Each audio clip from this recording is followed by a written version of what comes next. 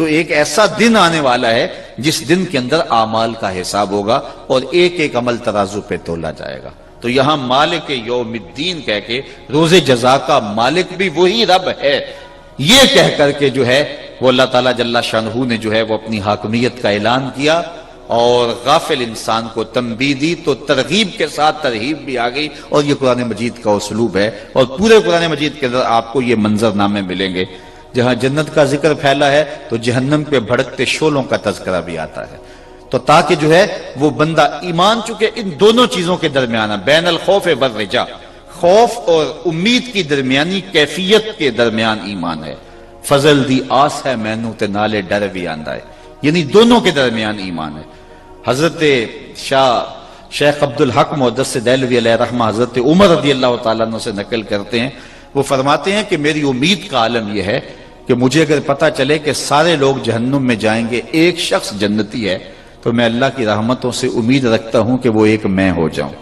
اور مجھے اگر یہ خبر پہنچے کہ سارے جنت میں جائیں گے ایک جہنمی ہے تو مجھے ڈر لگتا ہے کہیں وہ ایک میں نہ ہو جاؤں.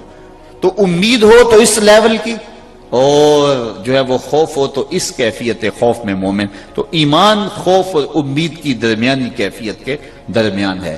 لیکن ایک اور بات آپ کو پتہ کی بتاؤں اہل نظر کہتے ہیں کہ ساری زندگی بالخصوص جوانی میں خوف غالب ہونا چاہیے اور جب بڑھاپا آ جائے تو امید غالب ہونی چاہیے.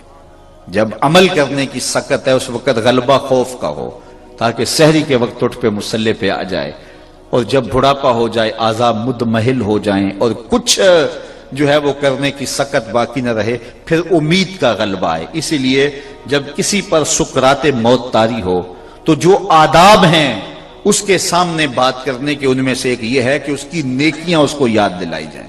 جب کوئی بندہ انتہائی بڑھاپے میں چلا جائے یا بیماری کی حالت میں ہو کہ موت و حیات کے مراحل قریب آ گئے ہیں تو پھر اس کی برائیاں اس کو یاد نہ دلائی جائیں اس کی نیکیاں اس کو یاد دلائی جائیں. حضرت آپ نے مسجد بنوائی تھی فلاں نے نیک و صالح کام کیا تھا تاکہ اس کو اپنے اللہ سے امید پیدا ہو جائے اور اس ظن کے اندر وہ اللہ کے حضور پیش ہو.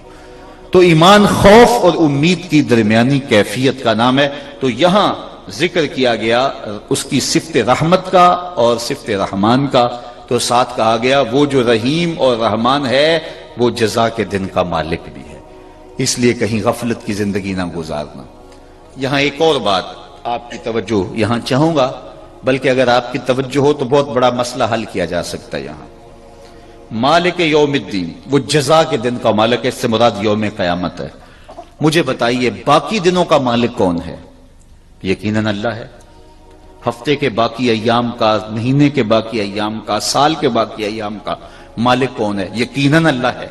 لیکن جب اس کا تعارف پیش کیا گیا تو روز جزا کے دن کی ملکیت کے حوالے سے پیش کیا گیا. تو یہ ایک اصول سمجھ لیجئے گا اور اس سے کئی فرقے مٹائے جا سکتے ہیں کہ جب کسی کا تعارف پیش کرنا ہو تو اس کی عظمت کا بڑا حوالہ پیش کیا جاتا ہے تاکہ جو ہے وہ اس کا تعارف ہو. اسی لیے علماء نے کہا کہ جو کہے کہ میں خنزیر کے رب کی قسم کھاتا ہوں جو گوبر کو پیدا کرنے والا ہے میں جو ہے وہ گوبر کے خالق کی قسم کھاتا ہوں وہ کافر ہو جائے گا. کیوں؟ اس لیے کہ اس نے اللہ کی توہین کی ہے. مجھے بتاؤ خنزیر کا رب اللہ کے علاوہ کوئی اور ہے؟ یقیناً نہیں ہے. اس کا انکار نہیں کیا جا سکتا. اور جو ہے وہ غلاستوں کا رب خالق اللہ کے علاوہ کوئی اور ہے؟ انکار نہیں کیا جا سکتا. ہر شے کا خالق وہ ہے. لیکن اگر کسی نے کہا میں غلاستوں کے خالق کی قسم کھاتا ہوں تو جو ہے وہ دار اسلام سے خارج ہو جائے گا. کیوں؟ کہ اس نے اللہ کی توہین کی ہے. اس نے یہ کیوں کہا کہ میں غلاظت کے رب کی قسم کھاتا ہوں میں خنزیر کے رب کی قسم کھاتا ہوں؟ اس نے یہ کیوں نہیں کہا میں محمد کے رب کی قسم کھاتا ہوں؟ اس نے یہ کیوں نہیں کہا میں عرش کے رب کی قسم کھاتا ہوں؟ اس نے یہ کیوں نہیں کہا کہ میں کعبے کے رب کی قسم کھاتا ہوں؟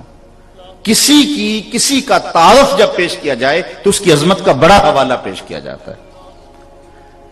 ایک شخص کی بڑی جائیدادیں فیکٹریاں بینک اور جو ہے وہ پلازے اور عالی مرتبت جو ہے وہ اس کے محلات ہوں اور قیمتی گاڑیاں اس کے پاس ہوں تو اس نے وہ بازار قریب گلی میں جانے کے لیے ایک شکستہ سی موٹر سائیکل بھی رکھی ہوئی ہو تو وہ اگر اس موٹر سائیکل پہ جا رہا ہو تو کوئی جناب ان سیٹھ صاحب کا تعارف کروائے کہ جناب یہ وہ ہیں جو اس موٹر سائیکل کے مالک ہیں، تو کیا وہ اس کا مالک نہیں ہے؟